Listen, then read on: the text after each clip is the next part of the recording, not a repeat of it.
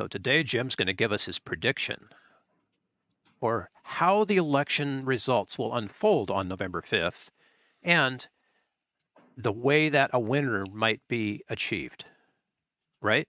Yes. I'm using language there. I'm dancing around it.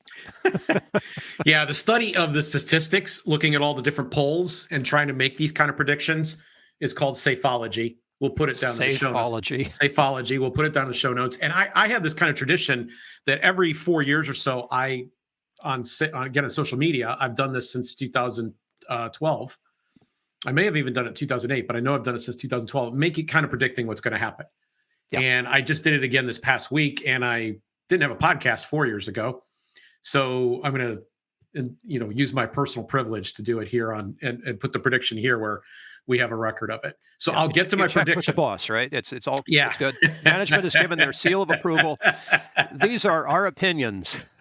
Okay, so I'll give my prediction here before we're done. Stay tuned for that.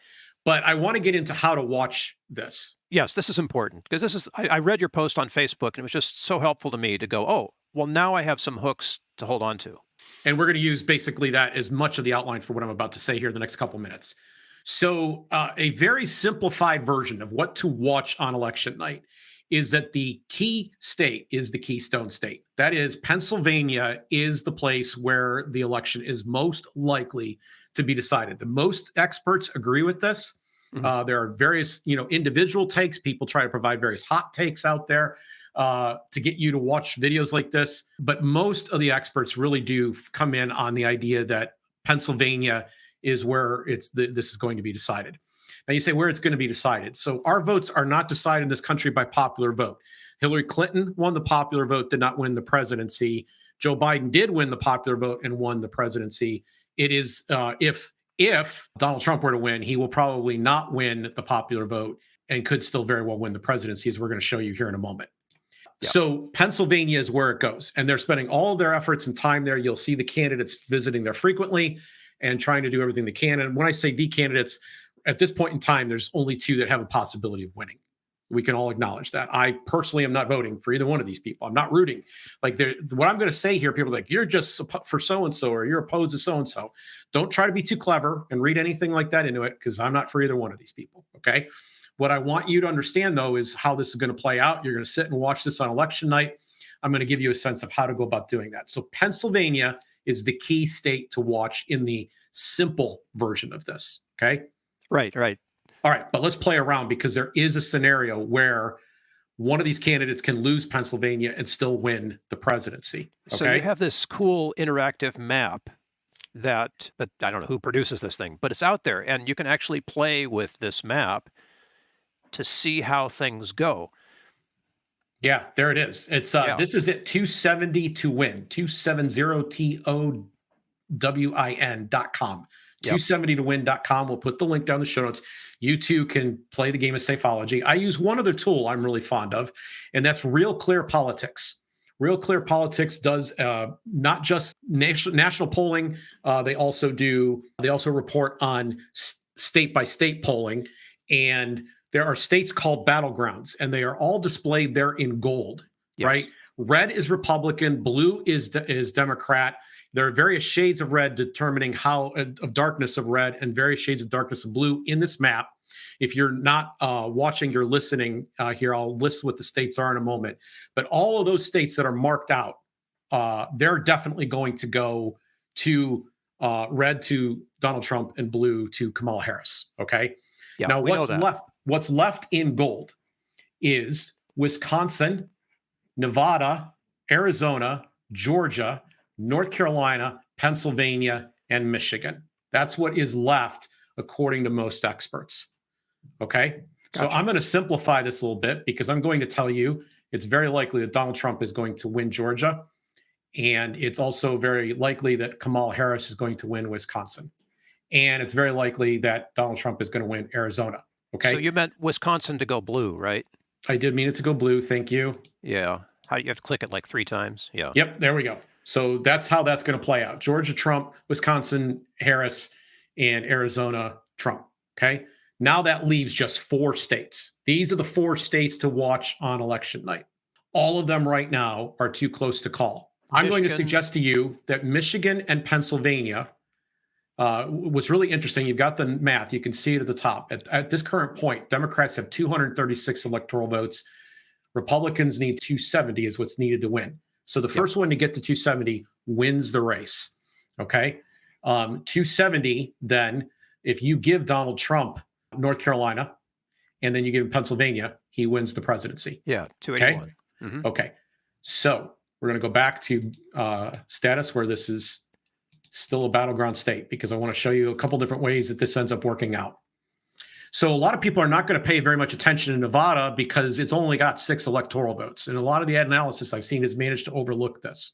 I think there's a decent chance that Kamala Harris is going to win Nevada. Okay. And it becomes a lot easier for her to achieve her goal if she does it. But I also think there's a good chance that Donald Trump is going to win North Carolina. So now that brings it down to these 2 states, Pennsylvania and Michigan. Okay. But at this juncture, Donald Trump only needs 1 state to win. Either one wins him the race. Kamala cannot win with just one of those states. Okay. If she gets Pennsylvania, she's only at 261. She's still behind. So she needs to win both of those states.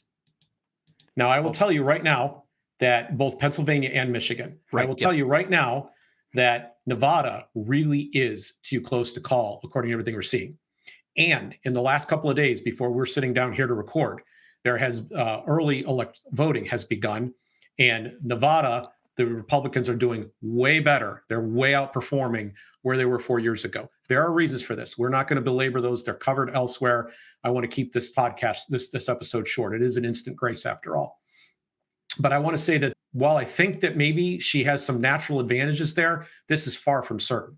And if you take this off the board and you give it to him, he is now so close that 1 state will win. Right. In fact, now he only needs to win 2 of 3 states, right? These 3, Michigan, Pennsylvania, North Carolina. He's got North Carolina. Now he's only got to win 1 state to win. Okay. So she definitely needs she has to capture, essentially what I'm saying is 3 out of these 4 states. She has to get 3 out of those 4 states, and she's not going to get North Carolina. So that means in order for Kamala Harris to win, she has to win both Michigan and Pennsylvania in order to pull that off. She does not get to 270 without both of them. He, however, can get to 270 without both of them. If he can win just Michigan, he wins.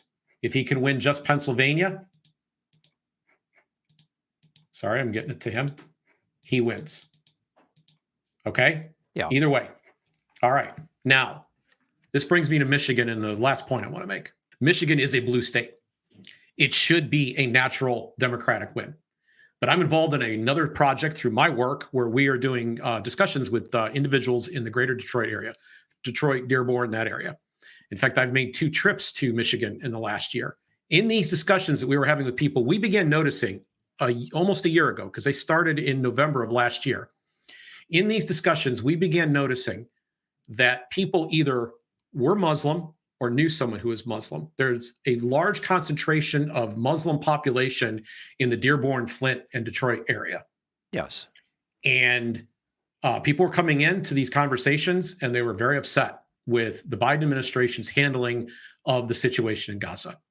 I am not making any value statements about this. When I brought this up on Facebook, people felt that they had the need to start telling me or anybody else that would listen what was going on over there and how it should be interpreted. I am not passing commentary. I'm telling you about the state of the Democratic Party there. We began noticing that people said, I will not vote for Biden. Here's a good word, again, meaning they are blue, but they weren't going to vote for her.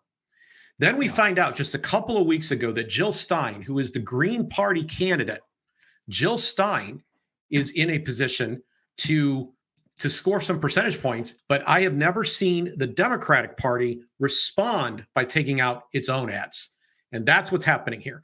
Gary Johnson was a much more formidable candidate nationwide, and there was an organized effort that they spent millions of dollars on to try to suppress his vote outcome in 2016.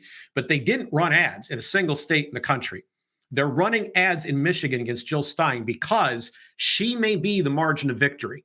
They want to try to see if they can turn those votes away from Jill Stein and back to and over to Kamala Harris.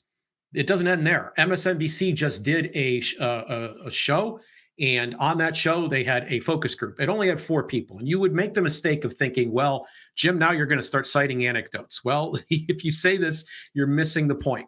The reason that they gave you 4 people from that area and shared that information with you in video, that they spent tens of thousands of dollars of production time to put that in front of you, was because they're trying to tell you they see a much bigger problem, a pattern of something, and they want you to get a visible or be able to put a face to the problem. 4 participants, all of Arab American descent, and 1 is voting for Trump, and the other 3 are voting for Jill Stein. And they said there's nothing that Kamala Harris can do right now to get our support.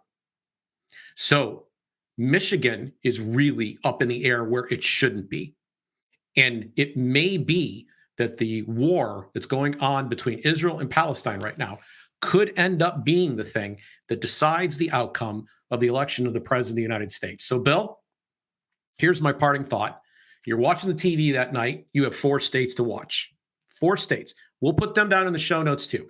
You should be watching North Carolina, Nevada, Pennsylvania, and Michigan. The easiest way to assess this is the odds are incredibly high that whoever wins Pennsylvania wins the White House, especially if it's Donald Trump. But if Donald Trump wins Michigan, he probably also wins the presidency of the United States, provided he won North Carolina. So watch North Carolina and then watch these other states. That's going to determine. And if Kamala can't win Nevada, she's probably not going to turn the trick either. So those are the 4 states to watch. I'm going to be watching Pennsylvania and Michigan, especially closely on election night.